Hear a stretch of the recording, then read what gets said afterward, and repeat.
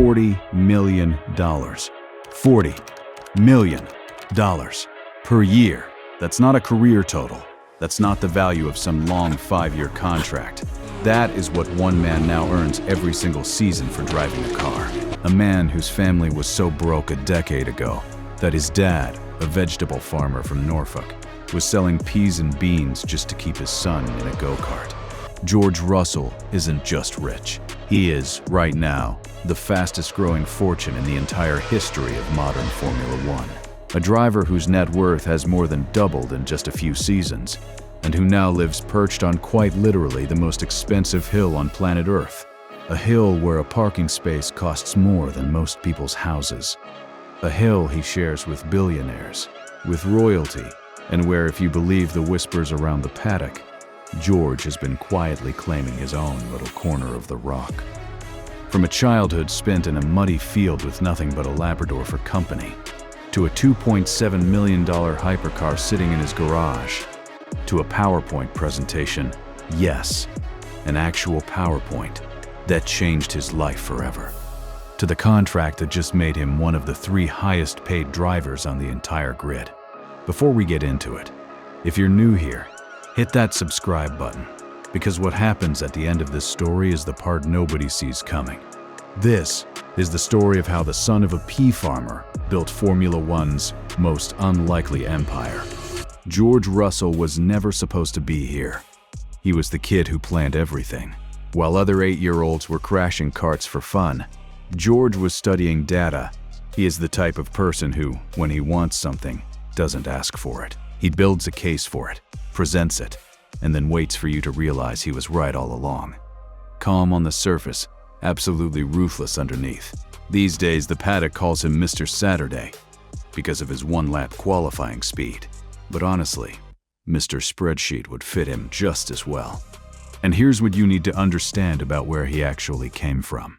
George was born in February 1998 in King's Lynn, a quiet little market town in Norfolk, about as far from the glamour of Monaco as England gets. His dad, Steve, ran a small business dealing in beans and peas. Not tech, not finance, not property. Peas. Now, Formula One is the most expensive sport on Earth.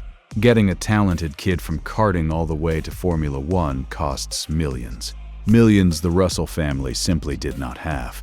Think about who George was up against. Lance Stroll's dad is a literal billionaire who would later buy his son an entire Formula One team. Max Verstappen's dad was a Formula One driver himself, with all the connections that come with it. George Russell's dad sold vegetables. Every single season of karting was another loan, another sacrifice, another year of a normal family bleeding money into a dream that statistically was almost guaranteed to fail. Because that's the brutal truth of motorsport.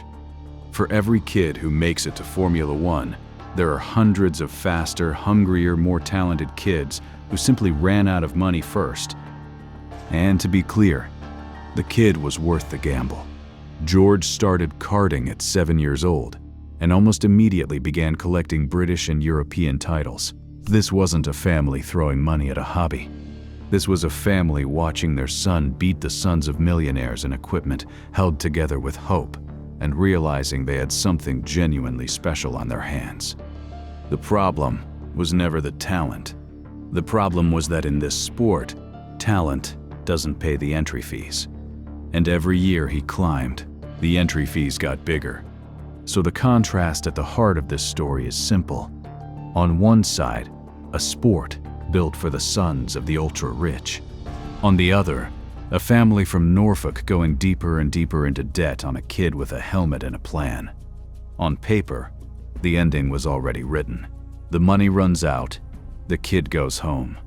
It happens every single year to hundreds of families exactly like his. But George Russell had something the other kids didn't: a laptop. And the audacity to actually use it. Because as a teenager, while grinding through the junior categories, George didn't sit around waiting to be discovered. He put together a full business presentation, slides, data, results, a complete career plan, and he pitched himself directly to Mercedes, to Toto Wolff, A teenager walking into the office of the most powerful team boss in Formula One, armed with a PowerPoint explaining why they should invest in him. Most kids that age are nervous ordering food in a restaurant. George was pitching himself to a billion-dollar company like a startup founder, asking for funding. And Monaco, by the way, the place this whole story eventually ends up, already had its reputation. The 1 square mile on Earth where money goes to live. A place where 1 in 3 residents is a millionaire. George, at this point in the story, had never even seen it. He was a country kid standing in a field with a Labrador and a stack of his family's unpaid invoices. Remember that image, because everything that follows is about the distance between that field and that hill. It was that presentation that changed everything. In 2017, Mercedes signed George Russell into their junior driver program, which meant the biggest team in Formula One was now paying the bills his family no longer could. The pea farmer's son was suddenly a factory-backed prospect with the 3-pointed star behind him. Now, most junior drivers, when they get that kind of lifeline, take years to justify the investment. George took months. In 2017, his very first season with Mercedes backing, he won the GP3 championship. As a rookie, the next year, 2018, he moved up to Formula 2, the final step below Formula 1, stacked with the best young drivers on the planet. And he won that too, as a rookie. Back-to-back titles, in back-to-back years, in the 2 toughest junior categories in existence. Mercedes had signed plenty of young drivers over the years. None of them had ever cashed the check that fast. The reward was a Formula 1 seat for 2019 at Williams, which sounds glamorous until you find out what it actually paid and what he actually had to drive. Because this is where the empire almost never happened. Williams in 2019 wasn't just the slowest car on the grid. It was slow by such a margin that it missed the start of pre-season testing because the car literally wasn't finished. George's salary was around $1 million a year. And before anyone says that's still a lot of money, understand that in Formula One terms, that is the absolute bottom of the pay ladder. In a career that can end instantly with 1 crash, 1 injury, 1 bad season, or 1 team going bankrupt. Drivers around him on that grid were earning 20, 30, 40 times more than he was. For 3 full seasons, George dragged that Williams into places it had no business being. Qualifying laps that made rival engineers do double takes. Weekend after weekend of maximum effort for 0 reward. He went years, literally years, without scoring a single point. Imagine being told you're the future of Mercedes, and then spending every Sunday afternoon fighting to not finish last. And then came soccer. 2020. The night the whole world found out what he really was. Lewis Hamilton catches COVID. Mercedes needs a stand-in at 3 days' notice. They call George. He jumps into the fastest car on the planet, in a cockpit that didn't even fit his body, wearing boots a size too small, and he's immediately faster than everyone. He outqualifies almost the entire field at the first attempt. He leads the race. He's cruising to victory in what would have been one of the great debut stories in the history of the sport. And then a botched Mercedes pit stop, where the team fitted the wrong tires to his car, followed by a puncture, ripped the win out of his hands with a handful of laps to go. He finished 9th. He cried in the garage afterwards. He lost the race, but he had already won something much bigger. Proof, broadcast live to the entire planet, that the only thing standing between George Russell and greatness was machinery. To put that into perspective, drivers spend entire careers trying to prove they belong in a top car.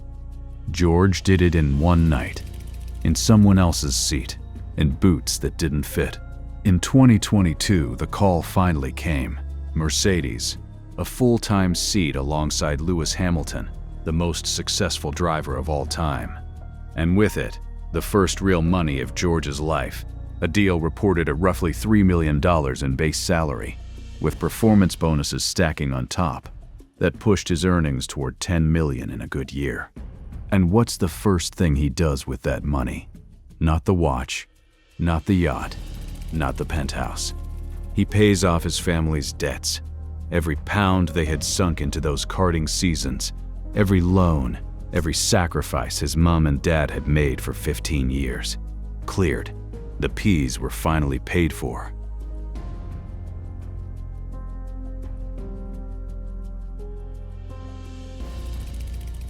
Then, that same season, he goes out and wins the Sao Paulo Grand Prix, his first Formula One victory, leading home a Mercedes 1-2, with Lewis Hamilton, the 7-time world champion, finishing second. Behind him, the kid from the field was now a Grand Prix winner, and from that moment his market value started climbing like a rocket. Season after season, he established himself as one of the most complete drivers on the grid, and by 2025 his salary had grown to a reported $23 million a year. Top 5 on the grid, but George Russell has never once in his life settled for top 5. Because then came October 2025. After months of contract negotiations that dragged on so long, the entire paddock started inventing theories. Was it about money? Was it about the length of the deal? Was Toto Wolff secretly waiting to see if Max Verstappen would leave Red Bull? The rumors got so loud that George was being asked about his future in every press conference of the summer. And through all of it, he just kept delivering the best season of his career. Then Mercedes finally announced it. A brand new deal, reported by The Independent to be worth £30 million per year. That's roughly $40 million per season, with performance bonuses stacked on top that could push his total on-track earnings beyond $50 million if he delivers them a world championship. $50 million in a single season. For a driver whose family once couldn't afford a set of kart tires. How? That contract made George Russell the third highest paid driver in all of Formula One, behind only Max Verstappen and Lewis Hamilton. Ahead of Charles Leclerc, ahead of Lando Norris and Oscar Piastri, drivers fighting for world titles. And think about the poetry of this. Toto Wolff, the man who once sat through a nervous teenager's PowerPoint presentation, was now signing off on one of the biggest salaries in the history of the sport. For that same kid. But the empire doesn't stop at the salary. Because George worked out very early that in modern Formula One, the car is only half the business. The other half is the brand. And off the track, he has quietly assembled one of the most valuable personal portfolios on the entire grid. IWC Schaffhausen, the Swiss luxury watchmaker, has him as an ambassador in a deal estimated between $2 and $4 million a year. Puma dresses him head to toe and pays him 7 figures for the privilege. Tommy Hilfiger signed in as a fashion partner. Mercedes-Benz pays him separately, on top of his $40 million driving contract, just to be the face of the road cars, worth an estimated $2 to $4 million more. And in April 2026, luxury perfume house AMFI unveiled George as their global brand ambassador in a campaign shot by celebrity photographer Greg Williams. The kind of high-fashion luxury campaign that normally goes to Hollywood actors. Not racing drivers, that's the game George is playing now. He's not just an athlete anymore. He's a luxury brand with a helmet. Add it all together, salary, bonuses, endorsements, and analysts estimate his total income this season alone could clear $54 million. His overall net worth is now put at around $40 million. And if this new Mercedes delivers him a championship, that number is about to look very, very small. So where does all of that money actually go? Start with the garage. Because the garage is absurd. The crown jewel is a Mercedes AMG 1, a road-legal Formula One car with an actual F1 engine, one of the most exclusive hypercars ever built, worth around $2.7 million. And here's the thing about that car. You cannot simply buy one. It doesn't matter how rich you are. Mercedes chooses who is allowed to own one. Sitting next to it is a vintage 1970 Mercedes 280 SL. Pure old money elegance. Then an AMG G63, AC63 convertible, and a GTS coupe. 7 Mercedes. The man is contractually loyal and personally obsessed. And then there's the hill. Because a few years ago, George packed up his modest rented flat in London and moved to Monaco. the tiny principality carved into a Mediterranean hillside, known to locals as the Rock, where real estate costs more per square meter than anywhere else on Earth. We are talking up to $100,000 per square meter for the best addresses. A single parking space there can cost more than a family home back in Norfolk. There is no income tax. The harbor is stacked with super yachts worth more than most companies. And rising out of the sea, that famous hillside, layer upon layer of the most expensive apartments humanity has ever built. This is where Formula One royalty lives. Verstappen, Hamilton, Norris, Leclerc was born there. Nico Rosberg, David Coulthard, generations of champions before them, and George now owns his slice of that hillside kingdom, with the Mediterranean below him and the actual Monaco Grand Prix circuit running past his front door. Once a year, the entire sport packs up and comes to him. The man could walk to work at the most famous race on Earth. And the lifestyle up there matches the postcode. Training runs along the Riviera coastline instead of gray English lanes. Neighbors who happen to be his fiercest rivals on a Sunday afternoon. A 10-minute walk covering casinos, super yacht marinas, and restaurants where dinner costs more than his old Williams race bonus. And through it all, George being George, he treats the place less like a playground and more like a training camp. Because that's the thing people miss about him. The empire isn't the reward for the work. The empire exists to protect the work. And when he was asked about the move, about trading gray Norfolk skies for the French Riviera, George gave the quote that sums up this entire story better than I ever could. He said, "I was a country child, grew up in a field. From that field to the most expensive hill on the planet. That is the empire." So in the end, George Russell got everything he wrote into that teenage PowerPoint. The Mercedes seat, the race wins, the $40 million salary, the Monaco address, up on the rock, next door to the very legends he grew up watching on a farmhouse television. The kid whose family bet everything on him paid the house back, with interest, and then bought himself a place among the richest people alive. And yet it's not finished, because look closer at that mega contract, and you'll find a catch. It's short. 1 year, with an auction for a second. That's it. And sitting in the other Mercedes garage is Kimi Antonelli, a teenage prodigy on a fraction of George's salary, handpicked by Toto Wolff as the future of the team. If that kid starts beating him, $40 million very quickly becomes 40 million reasons for Mercedes to look elsewhere. George built this entire empire on one thing: being undeniable, and now he has to stay undeniable. Every single weekend, or the whole thing gets renegotiated underneath him. And there's one more thing. One empty shelf in that Monaco apartment.